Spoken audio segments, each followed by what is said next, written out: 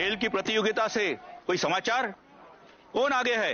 अब तक तो राजकुमार सुशील और राजकुमार शामक ही सबसे आगे है।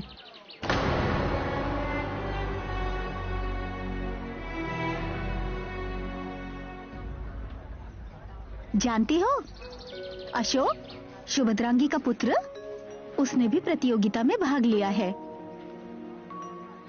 अब तक तो वो आगे था, किंतु फिर पता नहीं कैसे वो गड्ढे में गिर गया।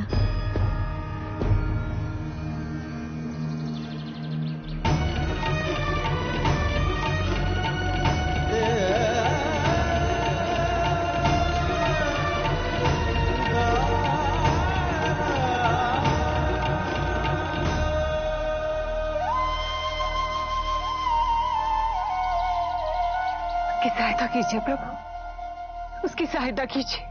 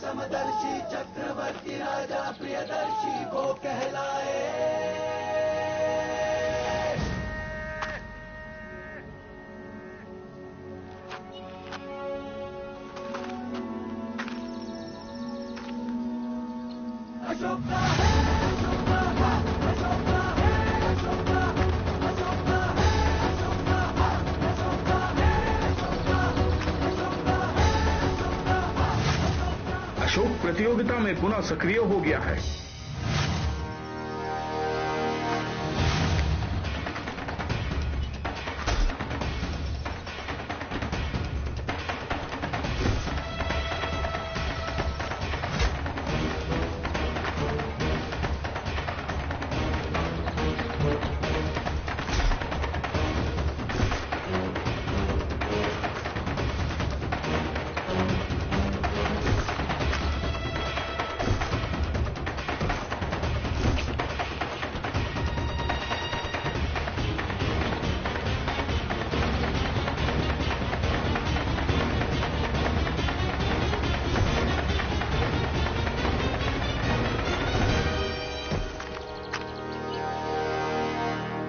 मैं जानता हूँ, अशोक को धक्का आपने दिया था। ये तो छल है ना, और छल से अर्जित की हुई विजय से अच्छा तो पराजित होना है। यदि तुम्हें उस तुच्छ प्राणी की इतनी सहानुभूति हो रही थी तो रुक के उसकी सहायता क्यों नहीं की? बाहर निकालते उसे। निकालना चाहता था, किंतु विजयी होना प्राथमिकता थी, है ना? देखो श्यामक, तुम्हें एक बात बताता, ध्यान से सुनो और आत्मसात कर। प्रतियोगिता में कोई भाई नहीं, कोई मित्र, केवल विजय महत्वपूर्ण है, चाहे वो किसी भी प्रकार से प्राप्त कर। मुझे कल्पना नहीं थी आप ये करेंगे। अभी तो बस आरंभ है अनुज, यदि अशोक इस प्रतियोगिता से बाहर नहीं गया तो मैं उस तुच्छ प्राणी का जीवन कितना दुभर कर दूं। वो समझ नहीं पाएगा कि धरती कहाँ है और आकाश।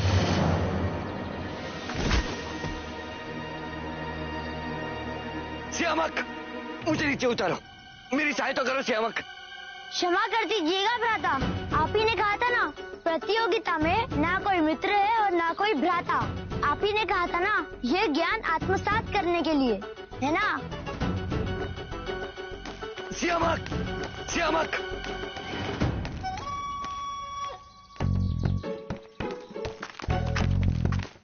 मामणी, वसुनंदन, मेरी सहायता करो। यहाँ वसुनंदन, पिछले 2 वर्ष के विजेता तो लटक गए, अर्थात एक प्रतियोगी तो कम हुआ। अब यदि श्यामक प्रथम हुआ और हम तुम दूसरे और तीसरे स्थान पर तो आ सकते हैं। अरे सुनो तो,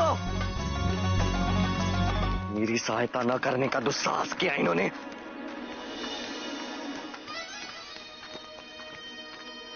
यदि अन्य छात्रों ने मुझे इस तरह से लटका हुआ देखा तो मेरा उपहास करेंगे।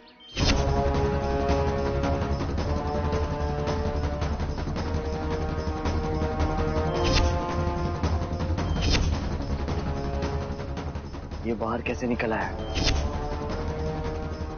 इसे बिल्कुल भी ज्ञात नहीं होना चाहिए कि मैं यहां लटका हूं। ये तो निश्चित रूप से हंसेगा मुझ पर।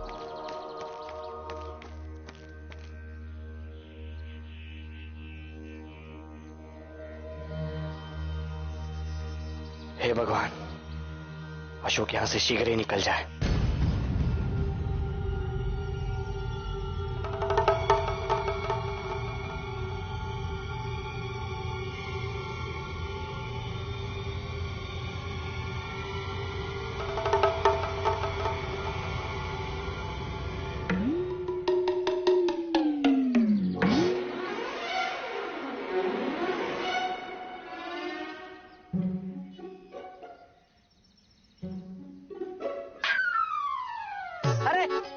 राजकुमार सुशील, अरे वो ऊपर कैसे पहुंचे? ऊपर कौन सा अभ्यास कर रहे हैं आप? प्रतियोगिता तो भूमि में दौड़ने की हुई थी, लटकने की नहीं। रुकिए, मैं आपको नीचे उतारता हूँ। वो क्या है ना, आप मेरे लिए नमक की भांति। यदि आप इस प्रतियोगिता में नहीं दौड़े तो विजय फीकी प्रतीत होगी। तो जैसे तुच्छ प्राणी को उपकार लेने से अच्छा है मैं आजीवन यही लटकता रहूं। कुछ व्यक्ति कभी नहीं सुधर सकते।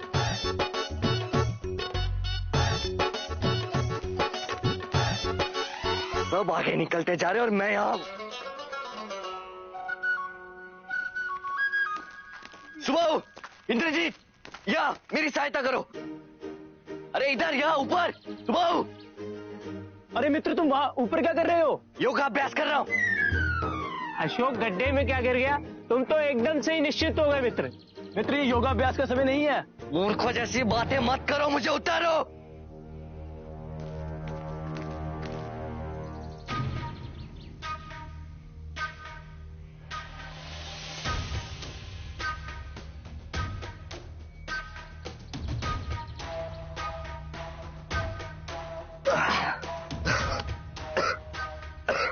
दोनों इतने पीछे कैसे रह गए? जीतना तो तुम्हें और सियामक को ही है, तो हम भाग के क्या करेंगे?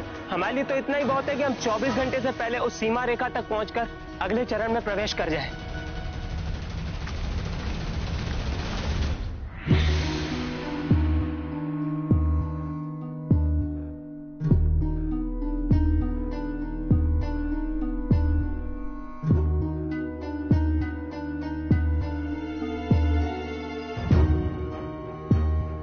यहाँ इस पड़ाव से आपको अपने अश्व पे सवार होकर दिए गए मानचित्र के आधार पर अगले पड़ाव तक का मार्ग निर्धारित करना होगा।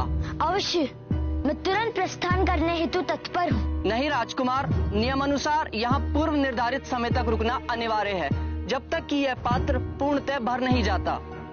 उसके पश्चात ही आप यहाँ से प्रस्थान कर सकते हैं।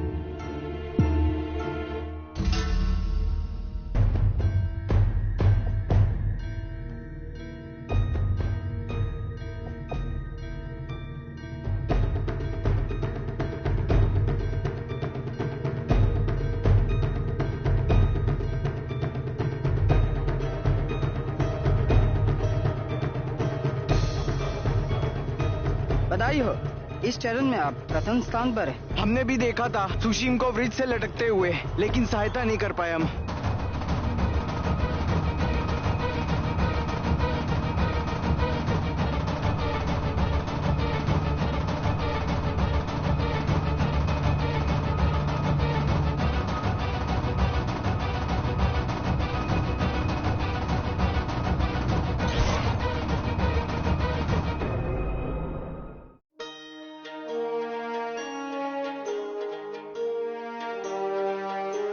अशोक, मुझे विश्वास था तुम अवश्य निकल आओगे। धन्यवाद राजकुमार श्यामक कि आपने मेरे लिए इतना अच्छा सोचा। आप जैसे मित्र व शुभचिंतक का प्रोत्साहन साध रहे तो कोई कुछ नहीं बिगाड़ सकता।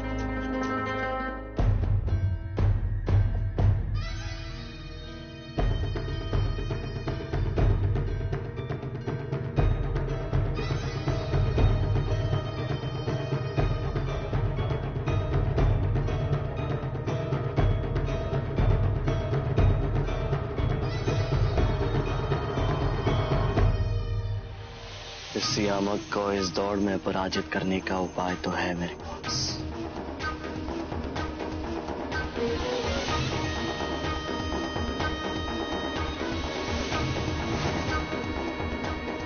इसका सेवन कर सियामक का अश्व शीघ्र ही मूर्छित हो जाएगा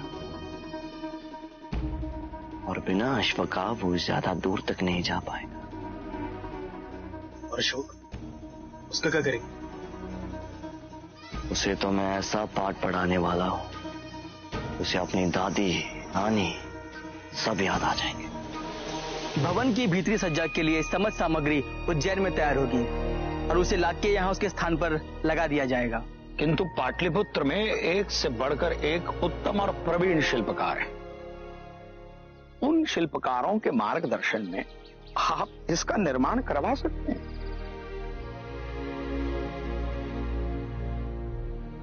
आचार्य, आप जो कह रहे हैं वो संभव तो है। पाटलिपुत्र के शिल्पकार अद्भुत हैं, किंतु उज्जैनी के शिल्पकारों की कुछ अपनी विशेषताएं हैं।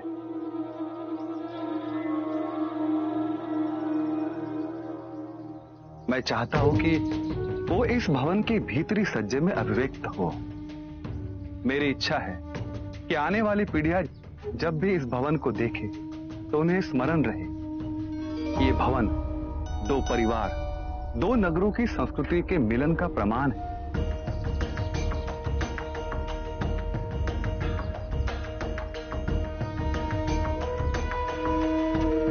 हम आपकी भावनाओं का सम्मान करते हैं राजाधिराज, हमें स्वीकार है।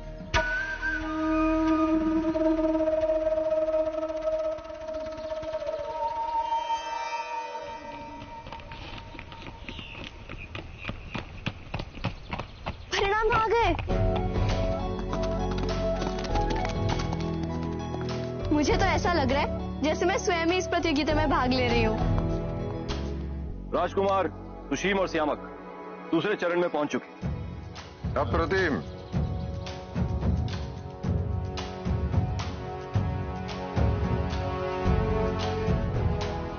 सियामक को बढ़त मिल चुकी।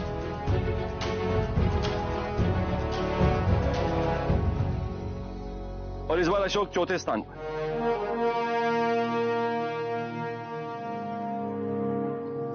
और सुशीम?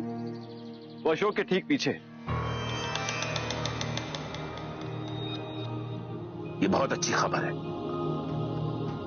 मैं भी नूर को बताकर आता हूं।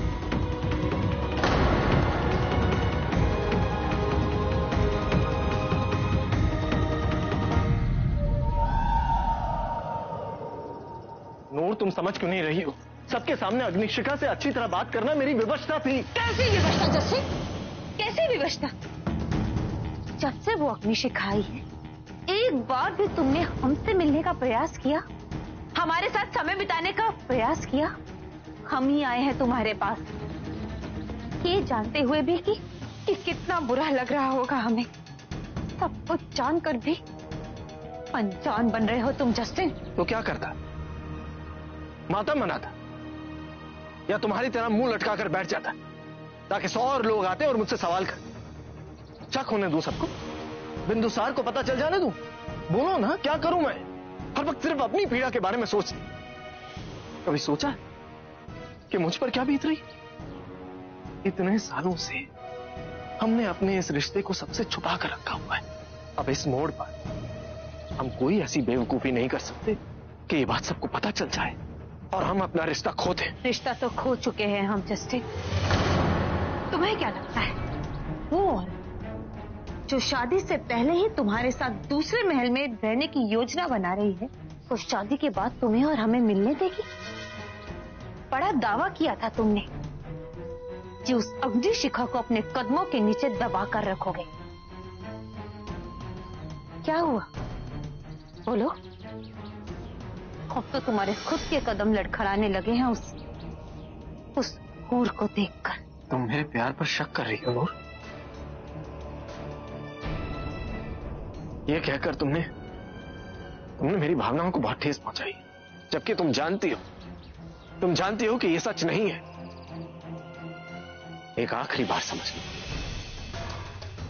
ये शादी होकर रहेगी नूर, और मैं इस बारे में कुछ नहीं कर सकता।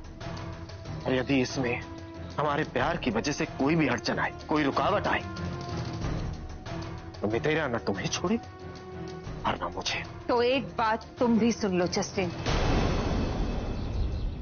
अगर इस शादी के बाद तुम बदल गए तो हम तुम्हें नहीं छोड़ेंगे। याद रखना, नूर किसी से नहीं डरती। अपनी जान की बाजी लगाकर हमने इस रिश्ते को निभाया, दुनिया से छुपाया है। लेकिन अगर इस रिश्ते में हमारे साथ धोखा हुआ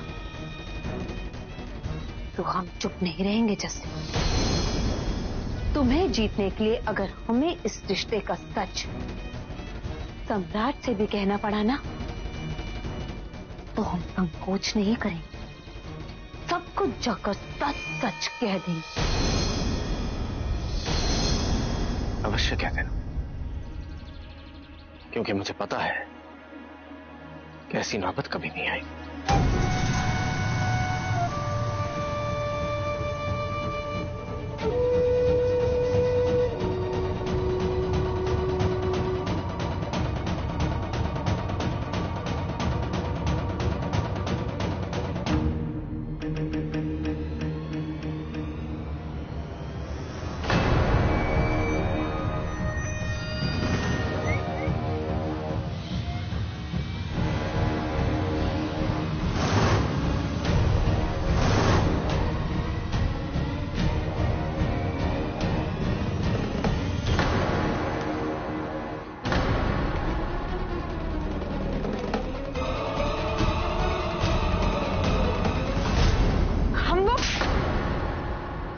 अपनी सारी जिंदगी छोड़ के इतने सालों से सम्राट की वफादारी कर रहा हूं, सिर्फ इसलिए क्योंकि इस वफादारी की वजह से एक दिन श्यामक मगध का सम्राट बनेगा। और तुम इतने सालों से मेरी आंखों में धूल झोंक रही हो। इतना बड़ा धोखा कर रही हो तुम, सिर्फ मेरे साथ, बिंदुसार के साथ, श्यामक के साथ। आप गलत समझ रहे हैं। बस नूर, बस। गलत हर नजर से गलत होता है। आज जो मैंने अपने कानों से सुना, उसके लिए अगर मैं चाहूं तो तुम्हारी और जस्टिन दोनों की गर्दन काट सकता हूं। अगर मैं चुप हूं तो सिर्फ श्यामक की वजह से। आज श्यामक ने तुम्हें जिंदा रखा है, लेकिन मैं तुम्हें और अपने खानदान का नाम खराब नहीं करने दूंगा। मेरी बात गौर से सुनो नूर, अपने दिलो दिमाग से इस जस्टिन का ख्याल निकाल दो, वरना अगली बार श्यामक का ख्याल भी रोक नहीं पाएगा।